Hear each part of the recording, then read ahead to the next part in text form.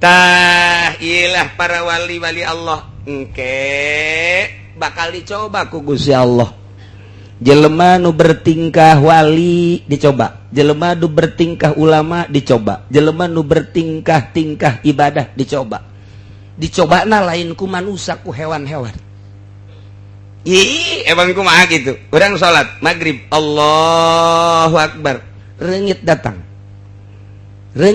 Lamun reungitna ieu datangna ka jelema biasa, emangnya nama resep ka getihna. Cocok sia ku aing. Aya rezeki aing di sia. Bongan sia mah kos kitu salatna. Cak reungit. Manggihan ni reungit teh wae make udang-udang ya. Jubah ya. Tasbihna geup-gede. Nu kos kieu sufi ya kacenah kumaha ge. Cak reungit teh aing emang diciptakeun ku Gusti Allah jadi reungit. Aing nyaho sia teh ieu teh bertingkah sufi, coba ku aing dek dicocok karasa moal ku sia gitu. Urang wang tep dia teh kurang ditepak bohong cak reungit dikira Habib Rozak wali ternyata bukan. Cak reungit teh cak reungit jadi ditertawakan oleh reungit. Nyamuk mentertawakan, sorban bae gede sia, udang-udang bae gede, tak. Jadi reungit teh jeung serikeun reungit, masya Allah, bohong sia supi bohong. Sebab sia ngarasa kebeh ku aing dicocot teh masih kebeh mikiran awak, pan ayu salat mah ruhani, kok dicocok ke reungit sia nepak aing, sia cak reungit. Nyana bebeja kabaris reungit, wahai perkumpulan nyamuk-nyamuk. Ternyata kiai anu yang suka pakai udang-udang bohong, belum jadi wali dia. Cak kaum reungit, emang kunaon? Coba ge kusia, ganggu ge nyana tupak tepak bae. Waduh, loba jasa reungit datang, kita nang nambai nyana. Kapten reungit nambai. Wang kiai beuki tagoyeuh sial jasa ngalobaan. Sia jasa galobaan dicocot ti dieu haji urang gigi began nyana bebejak bener malah aya nu korban tuh ditepak ku nyana. Maha kawasa Allah lain lalagaan seperti gitulah. Bismillahirrahmanirrahim. Al-mufassiru liman bahama min hayati rijal fi sarairihim kang watarakeun gadoe barang kang samar yang saking sagahe tingkah rijal ing dalam pirang-pirang jero ati rijal. Pamakamuna fi sarair zahara fi syahadati zahir maka uti barang kang kasimpen yang main dalam pirang-pirang jero ati iku lahir yang main dalam hadir pirang-pirang kang zahir. Fatanawat ajza ajnasul a'mal tanawwi waridatil ahwal lan narima warna-warna apa pirang-pirang jenis pirang-pirang amal kena narima warna-warnana sakehe cahaya pirang-pirang tingkah. Faman kana ahwaluhu safiyatan muwafaqatan lisyariatil muhammadiyah maka udasapaman iku ana apa pirang-pirang haleman iku kang bening tur kang metuki kado syariat kang bangsa Muhammad alimna maka uruh ingsun sadaya ana batinatan ana batinahu satuhune batine si wong sofian iku kang bening la taqliyatu fihi kang ora kecampuran iku maujud bihi ing dalem batin. Wa man kanat ahwaluhu zulmaniyatan lan utasabaman iku ana apa pirang tingkah eman haleman iku kang bangsa peteng mukhalifatan li syariatil muhammadiyah tur kang nyulayan kado syariat kang bangsa Muhammad alimna maka uruh ingsun sadaya ana batinahu isatuhune batine yasiman zulmaniyun iku kang bangsa peteng la safa fihi kang orana bebening iku maujud bihi ing dalem batin. As-safa'u zahir min safa'il batin maka utai beningnya zahiri kutata saking beningnya batin. Katakhlitu zahir min takhlidil batin lan utawi nyarubakan kang zahiri kutata saking nyarubakan batin.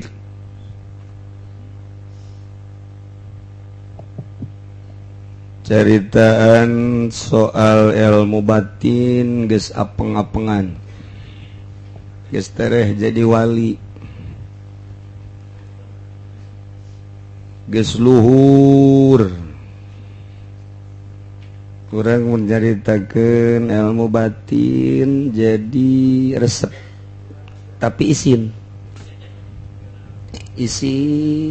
jasa lantaran nu akur hiji-hiji acan dititah ulah loba dahar urang mah dahar bae dititah ulah loba hees keur ngaji ge molor dititah ulah loba hubungan jeung manusia kudu pegat meuli HP anyar deui nu akur hiji-hiji acan boro-boro nu lain Habib nu Habib nage boga HP 3 jualin meureun teh mah masyaallah nu akur hiji-hiji acan insyaallah karim tapi teki itu ya Allah dek ngangkat itu sebab loba dahar bae ge ih dek dilintuhkeun tu lintuh bae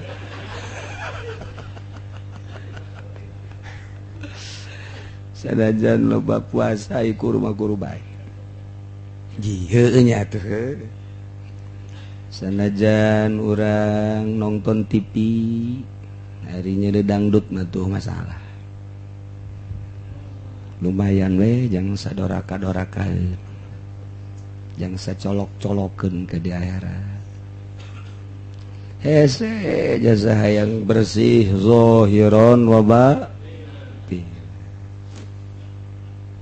Alhamdulillah dina minggu ieu urang dihadiri ku Habib Umar ti Bangil aya kuari DL Habib anu boga majelis talim Raudhatus Salam kuari hadir nyana hayang ningali pangaosan di dieu sakaligus nyana anu bakal mendampingi Syekh Afifuddin. Jadi optimis Syekh Afifuddin akan hadir dan beliau pun sudah menyatakan rindu ingin ketemu dengan hulu-hulu kaum nu aya di dieu. Kajar balender meureun ku nyana.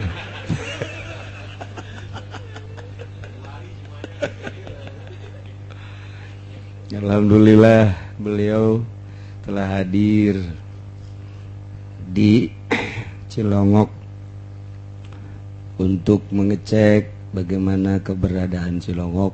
Ternyata nyana heran neule non karangarana tenda, jadi tenda buatan mana cek kena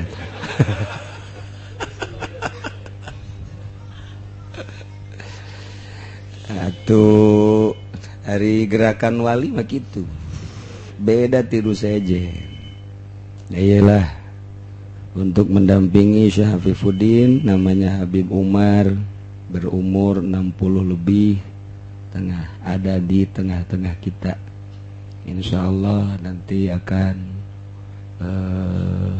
saya kasih waktu walau beberapa menit untuk perkenalan. Beliau punya pondok pesantren Majelis Salim di Bangil. Kurang haja-haja maka Bangil mahal naik pesawat makomo ieu mah nyana geus aya ka dieu na ieu orang neuleu wajah seorang Habib ahli Allah. Sakedeung deui ketenang bae heulanan. Insyaallah nyana ngomong, nyana nyarita Syekh Afifuddin hadir. Ieu mah urang nyaritakeun masalah perjalanan jelema-jelema nu hayang wusul ka Allah. Jelema nu mentek daek salat eta teh aya nur ilahi. Jadi jelema lamun teu aya nur ilahian mah moal daekeun salat. Eta nur ilahi nage kadang-kadang disorotkeunana gede ngeunaheun salat. Kadang-kadang rada dicabut deui hareudang. Kadang-kadang dicabut jasa qada. Sholli fardhu subhi rakaataini qadaan.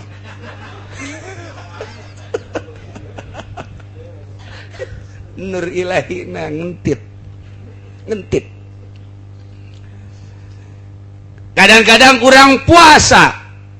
Eta moal daek puasa lamun eueuh nur ilahian, warid disebut cek bahasa hikam.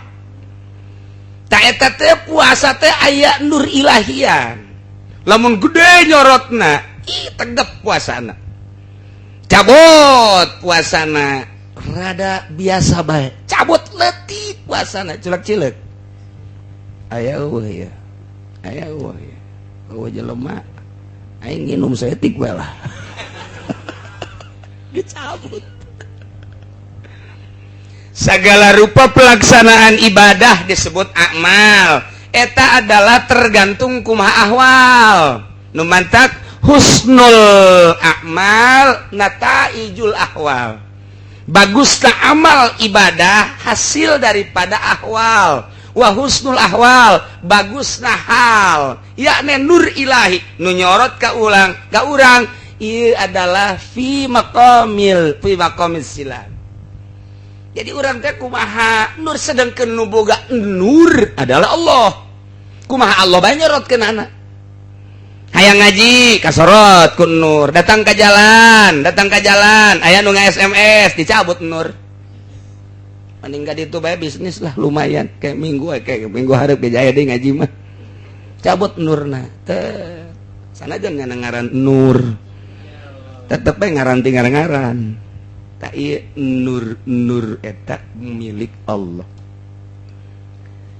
Ketika nur tersebut sempurna disorotkeunana, ulah nyaritakeun nabi, ulah nyaritakeun rasul, eta mah geus maksum. Ieu mah manusia biasa, tapi ku Allah disorot make nur ilahi, mantep nurna. Ya Allah, ya Rabbi, neule dunia hina, neule makhluk hina, anu mulia hiji we neule Allah. Eta ngarubahkeun perasaan hese. Teu bisa sembarangan, kudu ditapakuran jeung kudu dimorokobahan. Kudu hudang penting. Nu mantak bagi jelema nu hayang wusul ilallah, kudu atawa wajib cak guruna kudu hudang penting sahar. Eueuh dongengna jelema diangkat wali tukang molor eueuh. Moal aya tuh, tetep bae kudu beunta bae, sanajan nyana beuntanna ngome. Tuh, sia Mas Heri mah pan osok burung. Ngome gunung. Atuh mah jadi wali teh mah, paling ngawalian kenna. Tapi berojak ke kuari teh akibat ngome gunung atuh. Geus boga kuari. Bisa ditungtun hasilna. Iya, ibadah. Tah. Ieu teh nur ilahi bahasa ahli hakikat. Lamun dibahasakeun cahaya mah kos panon poe. Kuari kieu. Begitu panon poe nyorot, bray, kabeh kadeuleu. Benda-benda nu aya di bumi, gunung kadeuleu ku ayana sinar panon poe. Laut kadeuleu kasorot ku sinar panon poe. Tangkal kayu katingali kasorot ku sinar panon poe. Jelema-jelema kadeuleu kabeh kasorot ku sinar panon poe. Kuari lamun dipertanyakeun eta sinar bisa dicekel henteu. Eta sinar teh apakah benda lain? Sinar mah lain benda, teu bisa kecekel. Eta mah di luar daripada benda-benda. Aya sinar breh kabeh. Sinar lain termasuk benda. Sinar teu bisa dicekel, tapi sinar aya. Ketika sinar aya kadeuleu kabeh. Sinar ilahi nu nyorot ka urang ge. Apakah eta sinar teh Allah lain? Apakah eta sinar bisa ku urang dibuktikan? Teu bisa. dicekal kurang sinar eta henteu, tapi ketika nyorot sinar eta ka kolbu hamba nu dipilih ku Gusti Allah bakal kadeuleu kabeh, nu ngridit kadeuleu, nu hayang nyandung kadeuleu, nu hayang maju usaha kadeuleu, nu hayang naik pangkat kadeuleu, macem-macem kadeuleu. Rahasia asror ngaranna nu aya di jero golbu manusia lantaran hatena bersih kasorot ku nur ilahi maka kadeuleu ka gambar ku Gusti Allah geus jara teu sambarangan mere mutiara ieu kadeuleu ieu geus subur ieu lahanna dibere ku nya ieu mah teu suburkeun heula lahanna wah ieu mah sadajan diolah ge batu ieu mah ieu hese ieu mah lahan-lahan manusia nu aya itu hate-hate eta teh kadeuleu bakal subur apa henteu nu matak di zaman Tuhan Syekh ge ieu mah diterima ieu mah henteu ieu mah sakadar ngaji syariat bae ieu mah diterima untuk menuju hakikat teu sakabehna di zaman Tuhan Syekh ge diterima lantaran ieu mah cadas bahaya ieu mah cadas mah ya geus datang kadinya bae cadas mah atau batuna batu kolar geus ieu mah jang ngabangun imah bae mah kos kieu mah ya. Tapi nu ieu mah tah ieu ka dieu sia minggir ieu mah bagus kadeuleu lantaran bersih kasorot ku nur ilahi tah jadi lamun urang nyaritakeun nur walayadun tasilu ilaika ya rabbal alamin walayadun tasilu ilaika teu bisa leungeun nyekel ka Gusti padahal Gusti deukeut wa nahnu aqrabu ilaihi min hablil warid deukeut Gusti tapi dicekal teu bisa dideuleu teu bisa maha gaib. Tetapi ayah Gusti Allah teh tanda ayah Gusti Allah ayah hirup dah hirup du Gusti Allah ayah robah teh du Gusti Allah ayah kicep teh du Gusti Allah ayah atuh Allah ayah cekel moal bisa deuleu moal bisa la tudrikul absar wa huwa yudrikul absar wa huwa latiful khabir di mana atuh Allah ngaji bae heulana ngaji heula syariatna geus beres syariatna geus nyaho urusan wudu syarat jeung pembatalanna salat kitu keneh ku ari menuju hayang mantep jasa ibadah ka Gusti Allah hayang usul ilallah mulai geus dieusian ku guru nah ieu tahap awal tahap kedua tahap tiga tahap awal berarti ieu perumahan RSS tahap 2 kuari tahap-tahap teh perumahan teh tahap 1 tahap 2 tahap 3 pembangunan teh mah hate urang ge sarua tahap 1 tahap 2 tahap 3 nah mulai kuari ngarasakeun ngeunah salat hayang salat bae ya urang sanajan resep ge ka salat ai urang teu betah salat teu betah urang teh salat teh teu betah heran salat 2 deuk 8 rakaat 2 deui kurang emang teu betah tahajud rencana mah 10 rakaat tetep 2 4 molor deui tadina mah deuk baca Quran sugan 3 juz bae sapenting saain ngenteu ada zikir bae mantep diukna mah mantep jasa molor kunaon eta eueuh lazat lantaran kahijab can dibere kangeunahan ku Gusti Allah ketika urang geus disorot ku nur ilahi nikmat salat teh kadeuleu jelema teh nu kadeuleu na nu nyieun jelema urang salat teh lain urang salat urang asa disolatkeun ku Gusti Allah nangtung sia ruku sia diuk sia salam sia sok salat deui atuh urang mah sakumaha wayang bae ngeunaheun we Allah teu kadenge aya nu gegeroan ka urang teh saha-saha teu kadenge bae ngeunaheun misah roh urang jeung awak urang tah iyalah para wali-wali Allah engke bakal dicoba ku Gusti Allah jelema nu bertingkah wali dicoba jelema nu bertingkah ulama dicoba jelema nu bertingkah ibadah dicobana lain ku manusia ku hewan-hewan ih emang kumaha gitu urang salat maghrib Allahu Akbar reungit lamun reungitna ieu datangna ka jelema biasa emangnya nama resep kagetihna cocok sia ku aing aya rezeki aing di sia bongan sia mah kos kitu salatna cak reungit manggihan ni reungit teh wae make udang-udang ya jubah ya tasbihna geupede nu kos kieu sufi ya kacenah kumaha ge cakrengit teh aing emang diciptakeun ku Gusti Allah jadi reungit. Aing nyaho sia teh ieu teh bertingkah sufi, coba ku aing dek dicocok karasa moal ku sia gitu orang wang tep dia teh kurang ditepak bohong cakrengit dikira Habib Rozak wali ternyata bukan cakrengit teh cakrengit jadi ditertawakan oleh reungit nyamuk mentertawakan sorban bae gede sia udeng-udeng bae gede tah jadi reungit teh jeung serikeun reungit masyaallah bohong sia supi bohong sebab sia ngarasa kebeh ku aing dicocot teh masih kebeh mikiran awak pan ayu salat maruhani kok dicocok ke reungit sia nepak aing sia cak reungit nyana bebeja kabaris reungit wahai perkumpulan nyamuk-nyamuk ternyata kiai anu yang suka pakai udang-udang bohong belum jadi wali dia cak kaum reungit emang kunaon coba ge kusia ganggu ge nyana tupak tepak bae waduh loba jasa reungit datang eta nang nambai nyana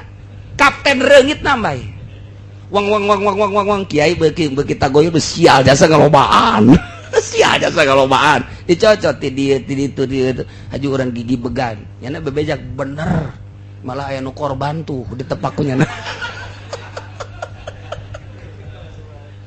maha kawasa Allah lain lalagaan seperti gitulah namun Kangjeng Nabi naik ke jabal kitu ka gunung kemudian kitu jeung Sidina Abu Bakar Siddiq kemudian diuk dina orai emang orai eta sembarangan henteu kula sengaja diciptakeun ku Gusti Allah neuk nyoba anjeun sebagai rasul dicoba-coba kula teh ieu teh geus teu barang dahar neuk ngegel dititah ku Gusti Allah lain sembarangan reungit datang teh ka jelema biasa mah memang bener-bener neuk ngaladarah tapi kanu sok wawalianan nyobanya mantak lamun ente ngarasa jadi wali mun aya reungit tahan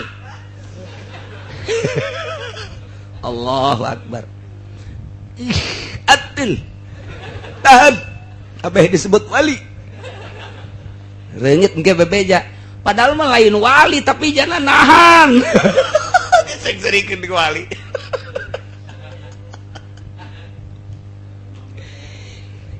lamun jelema geus diangkat jadi wali bakal namun ditafakuran ku urang lo bakal anehan cucurut beurit bakal loba di imah ucing bakal loba di imah nu edan bakal loba pokokna mah sekelilingna teh ya sekelilingna diutus ku Gusti Allah beurit cucurut aneh beurit tuh beledege datang bae bakal datang bae kumaha teh sikap hate seorang wali lamun berit di imah loba lamun cucurut di imah loba apakah nyana gerak sorangan lain utusan Allah ketika hatena berubah batal jadi walina teu kudu dicoba ku bangsa jahe teu kudu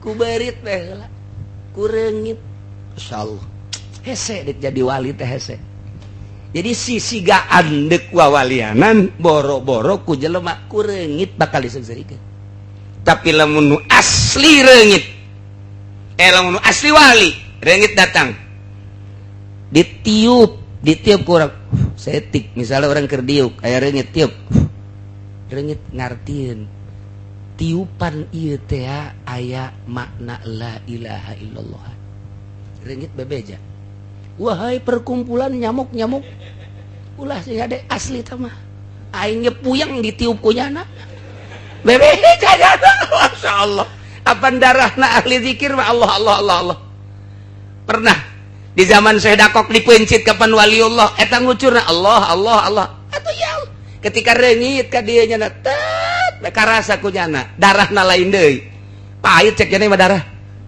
lain deui nyahoun reungit ge reungit eta nyahoun tah nu mantak dicoba ku reungit dicoba ku cucurut dicoba ku berit dek neule sampai di mana hate seorang wali dicoba ku nu edan eta kapan ti Gusti Allah anu geus leungit ingatanana diutus ku Gusti Allah datang ka ditu aing deuk deulekeun sikap hate seorang wali aing coba kedatangan kuno Edan, Masya Allah Gus macem-macem di walima datang meli hewan-hewan itu anu guer mukalap datang kanu mukalap benda-benda dararatang jelema lamun geus terus bae ka Gusti Allah keris datang peso datang golok datang engke kebal-kebal pajar dukun dia tuh jadi teh ieu sabira nu kitu atuh dibalangkeun geuh masalah ngan kos kitu percobaan ti Gusti Allah ketika geus mantep zikir ka Gusti Allah maka manehanana al mufassir bisa ngajelaskeun limam bahama min hayatir rijal kana anu samar-samar dina rahasia jero hate geus pamakamuna fis sarair zahara fis syahadati zahir naon bae nu tersimpen di jero hate ieu bakal lahir fis syahadati zahir boh diri manehanana bakal lahir boh neuleuh batur bakal nganyahokeun nu mentek dina hikam dijelaskan wa tanawwa'at ajnasul a'mal litanawwu'i waridatil ahwal jadi berarti berbeda-beda na jenis ibadah tergantung kumaha warid anu datang ka jero hatena sedengkeun ku Gusti Allah bakalna dirubah-robah waliullah teh halna teh disorot cet poe ieu ku anu beda tingkah wali beda-beda sebabnya teh seakan-akan eukeur ngojay di lautan eta bisa kaluhur bisa kahandapna ku ombak kadang-kadang dikatengahkeun ku ombak kadang-kadang dikasisikeun ku ombak itulah waliullah sorot ku Gusti Allah ku sinar sama Allah sorot ku Gusti Allah ku sinar basor Allah sorot ku Gusti Allah ku sinar kehendak Allah sapoe-sapoena lain engke nyana kadang ngalobakeun salat kadang ngalobakeun puasa kadang-kadang ngalobakeun maca Quran kadang ngalobakeun maca sholawat kadang-kadang merenung bae kumaha kasorotna ku sinar Gusti Allahna hayang cicing bae nya nama salat embung ngaji embung kos urang teh mah atuh teh lain sinar kos kitu batal mah kasal tah mah mumul ieu mah nya nama terus teu eureun-eureun tanawwa'at nah ieu nu bakal dicaritakeun ka insyaallah minggu hareup nah ieu mah aya Habib nya untuk perkenalan kayak kukula bakal dipanggil sakadeunya wallahu a'lam